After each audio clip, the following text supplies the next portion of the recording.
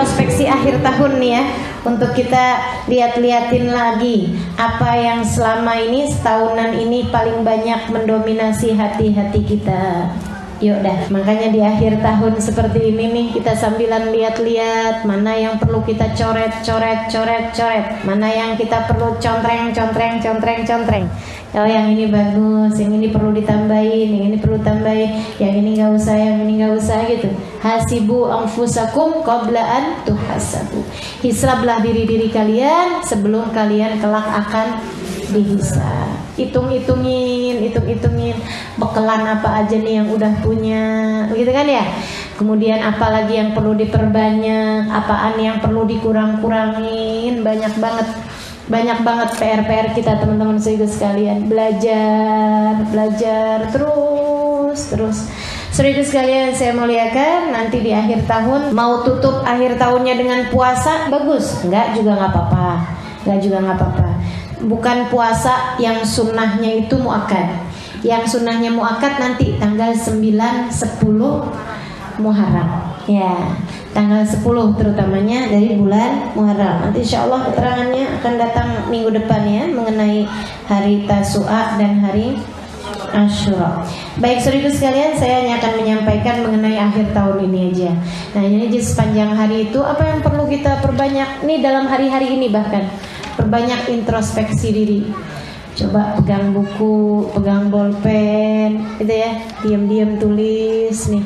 Namanya katanya orang zaman sekarang resolusi tahun depan. Perencanaan kalau kita dipanjangkan umur sampai tahun depan, sekaligus perbaikan kesalahan kita sepanjang tahun ini, tahun-tahunnya ini maksudnya yang sudah ada ini ya. Ini masih belum benar, ini masih belum benar. Bukan hanya hubungan kita sama Allah, tapi terutamanya hubungan kita dengan orang-orang di sekeliling kita juga.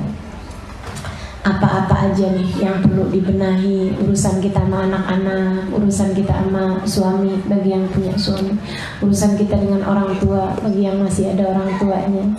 Niatan yang baik untuk kita lakukan sepanjang tahun depan.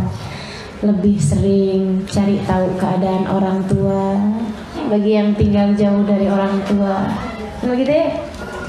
Lebih perhatian sama urusan anak-anak kita. Nggak ada anak nakal loh, ibu-ibu, nggak ada anak nakal.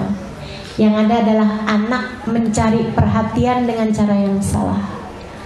Dan tentu saja anak kalau sampai mencari artinya dia kurang. Benar nggak? Karena dia kurang.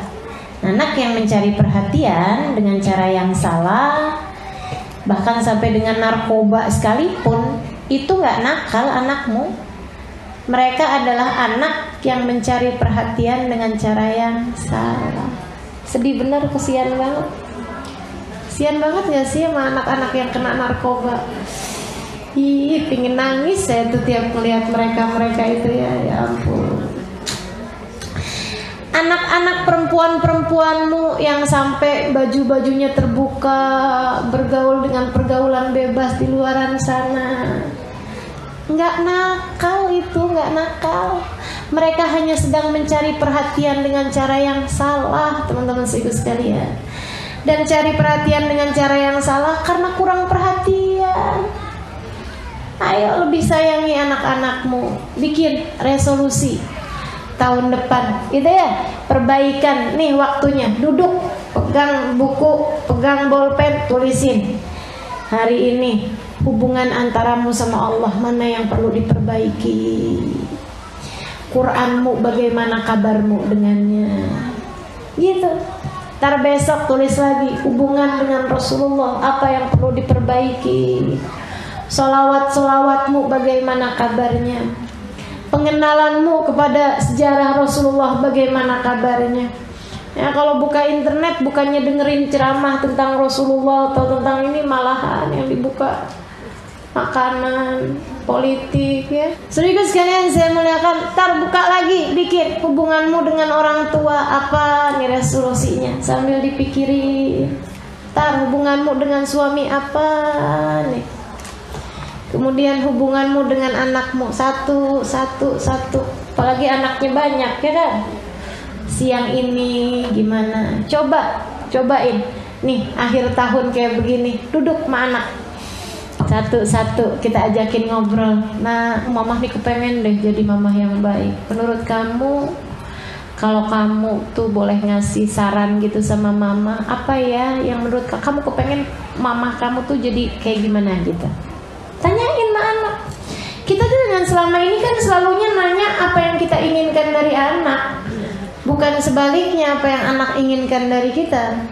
Padahal nasihat paling bijak yang pernah saya dengarkan ini ya, nasihat terbijak yang pernah saya dengarkan, kun ma'allah ka'an la nas wa kun ma'an nas ka'an la nafs.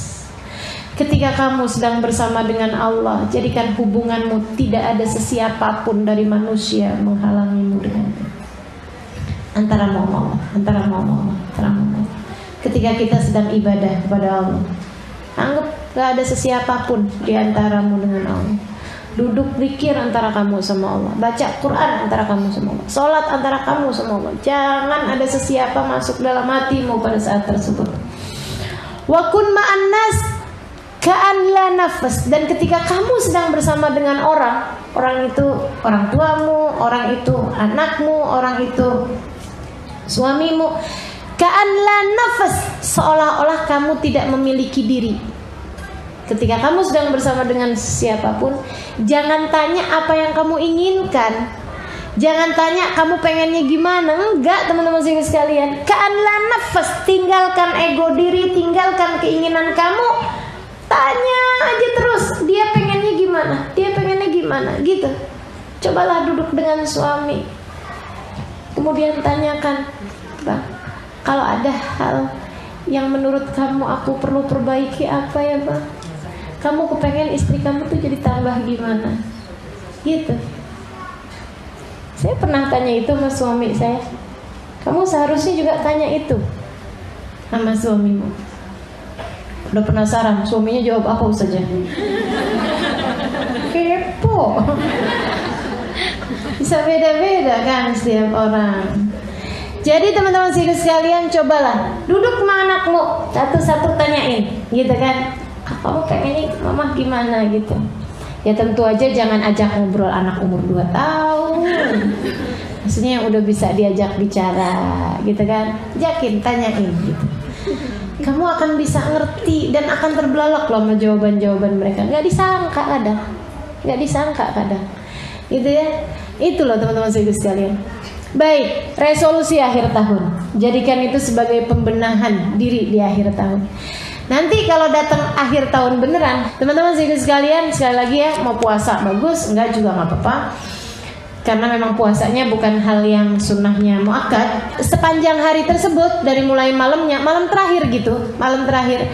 Katanya Rasulullah SAW, al-umur bi khawatimiha.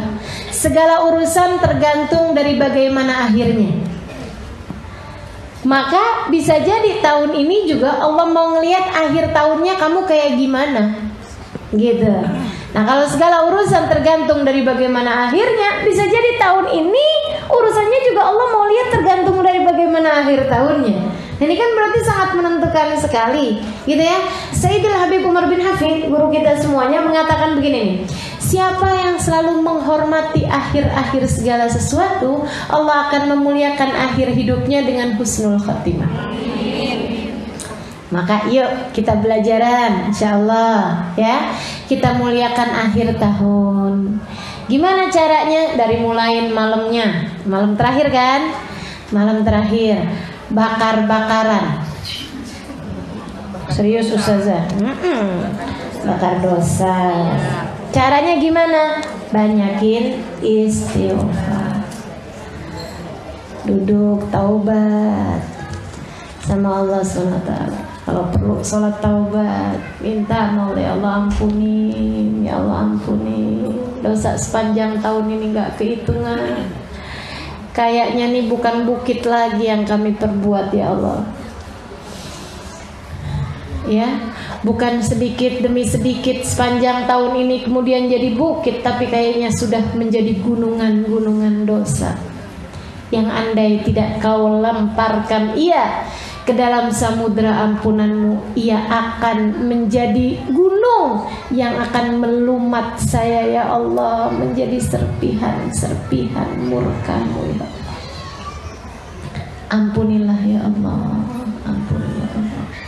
Baca istighfar, mohon ampun. Sampai besoknya banyakin istighfar, banyakin istighfar.